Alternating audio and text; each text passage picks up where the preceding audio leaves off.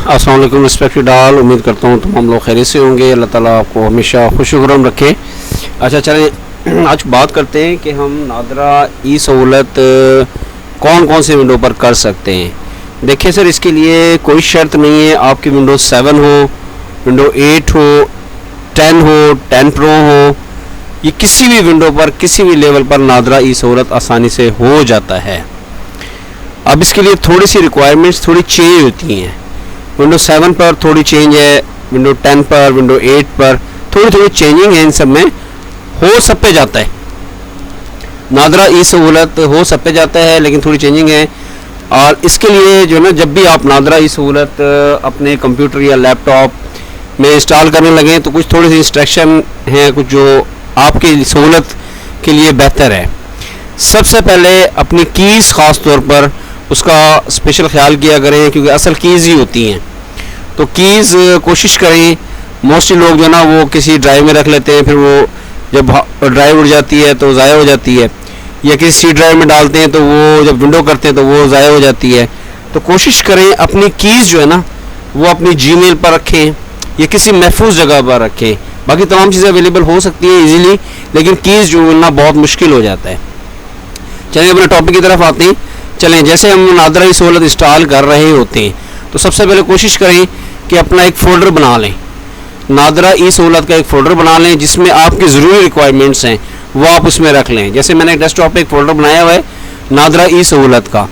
जैसे अब इसे ओपन करेंगे तो मैंने इसके अंदर जो जो मेरी रिक्वायरमेंट्स हैं वो मैंने अलहदा रखी हुई हैं। मैंने इसमें कीज़ इसमें अलहदा रख दी हैं। जो आपकी कीज़ होती हैं, इसमें दो कीज़ होती हैं हमेशा, मास्टर की और प्राइवेट की। ये दोनों कीज़ होती हैं, इनको याद रखें, कभी ओपन ना करें।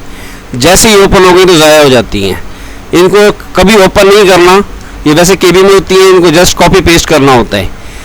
तो याद रखें, इसे कभी ओपन ना करें, पहली बात। दूसरी नंबर पर जैसे एक फोल्डर आप बना लेंगे उसमें कीज़ अलहदा रख दें। अब नेक्स्ट स्टेप में अगर आपके है विंडोज़ 7, तो विंडोज़ 7 में आप अपने विंडोज़ 7 का जो है ना, जैसे ही आप विंडोज़ 7 आप चेक करेंगे ये 32 बिट में, ये 64 बिट में।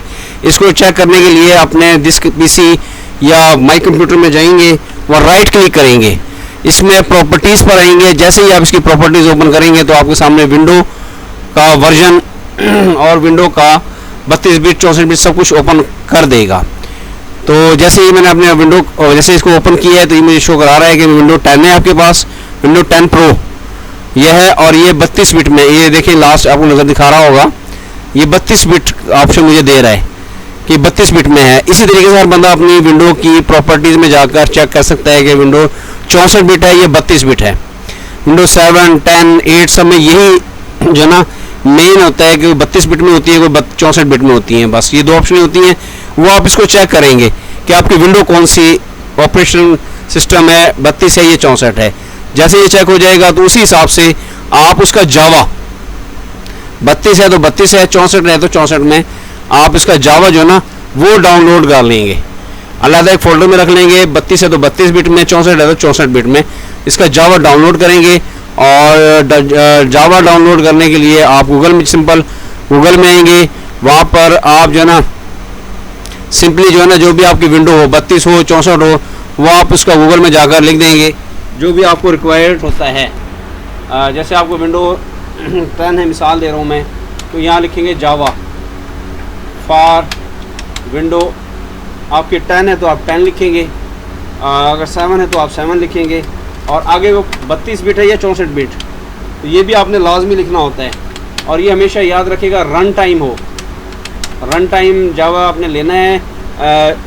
डेवलपर किट वाला जो ना वो नहीं आपका चलेगा, रन टाइम वाला जावा जो है ना वो आप कहीं से भी डाउनलोड कर सकते हैं। इसके लिए बहुत सारी ऑप्शंस हैं, बहुत सारी साइटें होती हैं। वैसे जो है ना ज़्यादा सूटेबल जो है ना अच्छा जो इजीली मिल जाता है तो वो इन फाइल हिप्पो है। ये फाइल हिप्पो एक ऐसी साइट है जो ये डायरेक्ट ही आपको डाउनलोड पर ही ले जाती है, और डायरेक्ट लेटेस्ट वर्जन जो है ना वो आपके अपडेटेड वर्जन जो है इसमें अवेलेबल होते हैं। इसमें सर्च का ऑप्शन होता है, यहाँ आप सर्च में जाकर ना जो भी लिखेंगे ये आपको फ़ौरन ही आपको दे देगा और जस्ट डाउनलोड का ऑप्शन देगा, वहाँ से आप इसको इजीली डाउनलोड कर सकते हैं। इसमें मतलब ज़्यादा सर्चिंग का ज़्यादा टेंशन नहीं होती। तो जैसे ही आपका डाउनलोड मतलब विंडो 10 या जो भी हो, आपका विंडो 7 हो, आपने वहाँ से जावा ले लेना है और इसको डाउनलोड कर लेना है। जो भी आपका जावा हो, आप जावा लेकर आप अलहदा से एक उसमें डाउनलोड कर लेंगे। ये देखिए बहुत सारे जावा दिए हैं। रन टाइम का खासतौर पर आपने डाउनलोड करना है, ये याद रखिएगा। रन टाइम डेवलपर किट आपने नहीं करनी। 2 नंबर पर अगर आपकी विंडो 10 है तो ये उम्मीद है इन दोनों से काम चल जाएगा। अगर आपकी विंडो 7 है तो याद रखिएगा, जब विंडो 7 है तो विंडो 7 के लिए आपको एक अलहदा से ऑप्शन नेट फ्रेमवर्क 4.5 इंस्टॉल करने तो ज़्यादा इजी है। वैसे वो तकरीबन तमाम में जाता है, लेकिन जो इसका 4.5 जो है ना वो काफ़ी अपडेटेड वर्जन है। तो उसके लिए आपको अगर विंडो 7 है, याद रखिएगा विंडो 7 के लिए सिर्फ नेट फ्रेमवर्क 4.5.2 ये जो है ना काफ़ी अच्छा मतलब लेटेस्ट है। 4.5.2 इसको जैसे ही आप इसको डाउनलोड करेंगे, फॉर विंडो 7 है ये, तो ये काफ़ी बेहतर है। पहला ऑप्शन है ऑफलाइन, इस पर क्लिक करेंगे और यहाँ पर एक डाउनलोड का ऑप्शन आएगा, उसके साथ क्लिक हेयर आएगा। ये थोड़ा टाइम लेता है। नेट फ्रेमवर्क काफ़ी जो है ना वो मतलब ये देखें डाउनलोड का ऑप्शन आ गया। जैसे इस पर क्लिक करेंगे साथ ही एक ऑप्शन देगा क्लिक हेयर, तो ये वहाँ से ये डाउनलोड करना शुरू कर देगा। ये बल्कि डायरेक्ट डाउनलोड हो रहा है तो डाउनलोड हो जाएगा। ठीक है जी, नेट फ्रेमवर्क 4.5.2 तो ये सबसे अच्छा है। ये विंडो 7 के लिए, जस्ट विंडो 10 वगैरह के लिए ज़रूरी नहीं है, क्योंकि उसमें वो ऑलरेडी ये सब कुछ इंस्टॉल हुआ होता है। लेकिन जावा दोनों में करना पड़ेगा, चाहे विंडो 10 हो या विंडो 7 हो, जावा लाजमी है। 32 बिट 64 बिट वो आप विंडो के मुताबिक होना चाहिए, जावा लाजमी करें। इसके बाद ये नेट फ्रेमवर्क विंडो 7 के लिए जस्ट जैसे ये तमाम चीज़ें आप कर लेंगे तो आपकी सहूलत के लिए आप जब ये तमाम चीज़ें कर लेंगे, यानी कि आपने कीज़ भी आपके पास अवेलेबल हैं।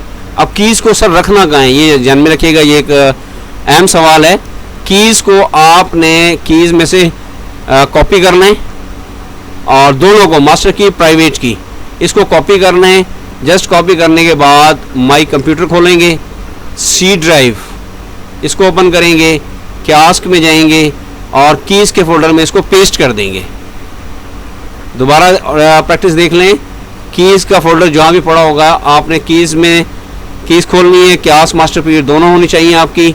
इसको कॉपी करेंगे, माई कंप्यूटर खोलेंगे, सी ड्राइव खोलेंगे, कियास्क में जाएंगे और कीज़ में इसको फोल्डर को पेस्ट कर देंगे। जैसे ये फोल्डर पेस्ट हो जाएगा ये आपके सामने अवेलेबल हो जाएगा। ये 2 काम आपने लाजमी करने हैं। जब ये 2 काम हो जाएंगे, आपका जावा चला दें, जावा भी हो जाएगा। जब तीनों काम आपके हो जाएंगे, यानी कि जावा आपका कंप्लीट हो गया और कीज़ आपने कीज़ वाली जगह पर रख दी हैं और इसके बाद ये तीनों काम आपने कर लिए हैं, तो अगला स्टेप में आपका की कन्वर्जन है। जैसे ही आप की कन्वर्जन चलाएंगे तो ये आपके सामने एक ऑप्शन देगा, यहाँ से सिंपल आ जाएगा जार या जावा की रिटर्न इन न्यू लोकेशन। ये आ जाए तो इसका मतलब ये कि आप समझ लें कि आपका जावा भी कंप्लीट हो गया और बिल्कुल सही जो ना सही लोकेशन पर हो गया है। यहाँ अगर एरर देता है तो आपको जावा का मसला है, जावा दोबारा देखें, जावा दोबारा इंस्टॉल करें। अगर आपको यह है आपके सामने शो करा देता है कि Java is return in new location, तो इसका मतलब आपका जावा कंप्लीट हो चुका है। नेक्स्ट स्टेप जो है ना जावा को मज़ीद देखने के लिए my computer, C drive, kiosk में जाएंगे और कीज़ को खोलेंगे तो नेट का फोल्डर बनाकर दे देगा। याद रखिए, जब नेट का फोल्डर आ जाए और न्यू लोकेशन आ जाए तो इसका मतलब आपका तमाम काम कंप्लीट हो चुका है। जस्ट आपने सिर्फ कुछ नहीं करना, सिर्फ कंप्लेन को CMS पे कंप्लेन। अब इस पे देखिए, जैसे हम ये तीनों चारों काम कर लेंगे, विंडोज 7 के लिए नेट फ्रेमवर्क लाजमी है, वो नेट फ्रेमवर्क डालेंगे तब ये ऑप्शन देगा, अदरवाइज़ वो मुख्तलिफ ऑप्शन देता रहेगा और आपको परेशान करता रहेगा। अगर आपने नेट फ्रेमवर्क भी डाल दिया 4.5.2 तब भी आपका काम कंप्लीट हो जाएगा। लास्ट एंड फाइनल स्टेप में आप लॉन्च ई सहूलत चलाएंगे, सेकंड लास्ट ऑप्शन है, सॉरी लास्ट। इसके बाद आपने सिर्फ कंप्लेन करनी होती है। जैसे ही आप इसको लॉन्च करेंगे तो ये याद रखिएगा इनवैलिड मशीन एड्रेस देगा।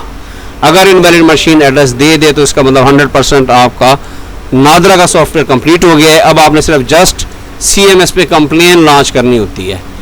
वो तकरीबन उम्मीद है तमाम लोगों को